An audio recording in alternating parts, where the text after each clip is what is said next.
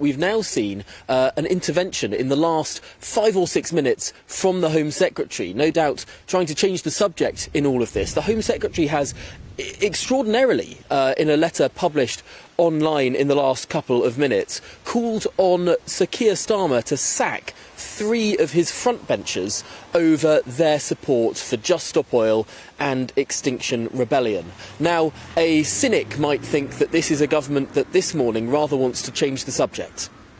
Well, Tom, it does leave one big question this morning of who's going to fill his boots. They are big ones, and it is a crucial time, isn't it, for the Tory party.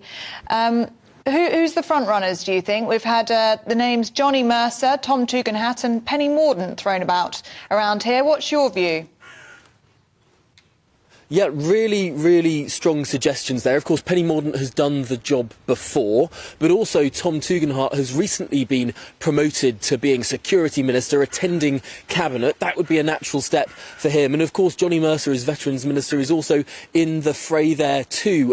There's also, of course, people who are currently in the MOD. James Heappey is a Defence Minister. Perhaps his name is in there as well if they wanted to not create too many gaps to plug then in other ministerial jobs. But really, this is a decision that will not just be about the practicalities, it will also be a decision about the politics, about balancing different sides of the party, as reshuffles always are. I think it's notable, though, that Ben Wallace has chosen to not stand down until the next reshuffle, expected just before the party conferences take place. The fact that he is not standing down until then gives Rishi Sunak space to shuffle the pieces, to rumble up that jigsaw and make something that is again a balanced cabinet politically. Because after all, looking back at one of the mistakes that Liz Truss made in government, many commentators say that the fact that she picked only her allies and not that many people who disagreed with her in her cabinet, that led to an unbalanced cabinet. So Rishi Sunak will really be trying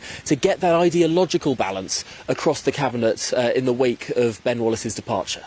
Yeah, fair point. James Heappey is a good call, actually. He's actually a very solid man in his brief so far, so that'd be interesting. Good call, Tom, as always. What are you doing in Cardiff? Also, Stephen, it's pronounced CPTPP. It's not that hard. It's me who's struggling, Tom. This is the. Oh, sorry, Annie. I just heard, as I was coming on, I heard laughing and breaking. It's actually Donald Trump's fault because America pulled out of what was then the TPP, much easier to pronounce, and so they had to rebrand it all and add comprehensive and progressive at the start of it, so it became the CPTPP. Anyway, you young whippersnapper, cheeky devils, son me lad. What a nerve! We've been told off. What a nerve! We've been told off. Sorry, Tom, I'll take the blame for that one. That's CPTPP. CPTPP. I mean, honestly, the young, they think they know it all these days, ladies and gentlemen. You take no notice. What are you doing in Cardiff? Tell us that, Tom.